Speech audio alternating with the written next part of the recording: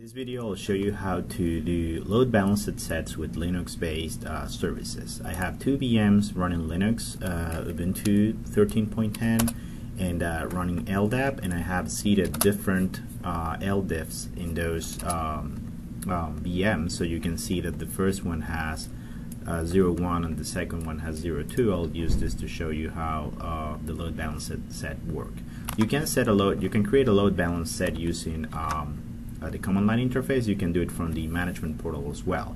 So you go to the first VM, you enter the management interface for that specific VM, and you go to endpoints.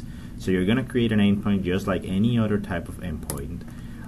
It's a standalone endpoint. In this case, we're going to use LDAP, which is 389, so it's TCP 389. But you'll click in this button saying create a load balance set. We're going to define a name for this, let's say LDAP LB01, for example, and we can use several types of proof protocols. We're going to use TCP 389. We have 15 seconds. We can bring this down to 5, for example, number of proofs before deciding that the endpoint has been lost. And so we create the endpoint for the first one, and then after this endpoint has been created, and as I mentioned, you can do that on the command line interface as well. You can go to the second VM, create a new endpoint, but instead of adding a standalone endpoint, you're going to choose an existing load balance set. So before doing this, you have to make sure that the endpoint has been created. And on the command line interface, it's also important to mention that all operations with load balance sets, including creating endpoints and attaching existing VMs to those endpoints, need to account for exclusive operations that Windows Azure has. So parallelism needs to account for that as well. So when you add the endpoint, you choose LDAP LB01, which is the one that I already created. And then you just go next. You can specify a name for this one. We're going to just choose LDAP as well. You can also, depending on the type of service, you can also enable direct server return. In this case, we'll have it false.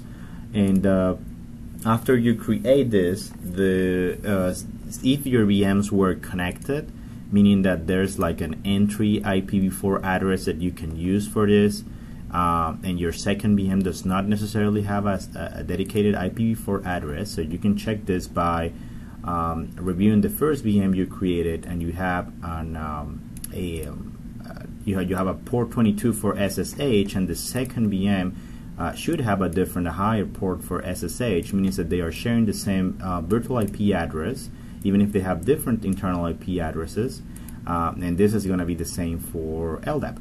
So what I'll do now is use VM that is not running on any kind of Azure infrastructure. This is an other internet connected server, and we're going to use LDAP to query the virtual IP address. So we're going to get the root account for this cloud service, and we're going to show you what the results are for the specific string that we created. So as you can see, the load balance is working automatically by using just the management portal, and I can shut down specific VMs, and after the timeout and the number of proofs that we set, it should be working correctly. Now I can do the same for, this is just for OpenLDAP, but I can do this for other types of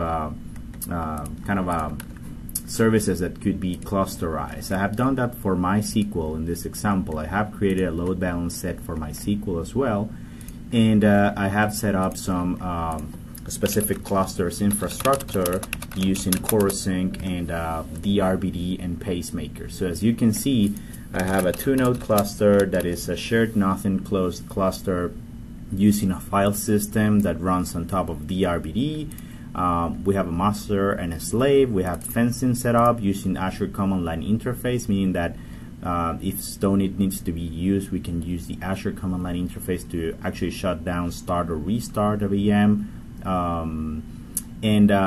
Basically, the functionality of this, it's about the same as the LDAP service. So if I can use an external server to query this, I can call MySQL to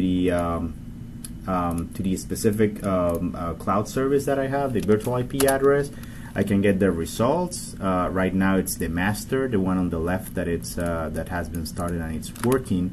So what I'll do now, it's basically just shut down this VM, and let's do that with the management portal. So I'm gonna go to HADV01, which is the one that is active right now, this specific VM, and I'm gonna shut it down using the management portal.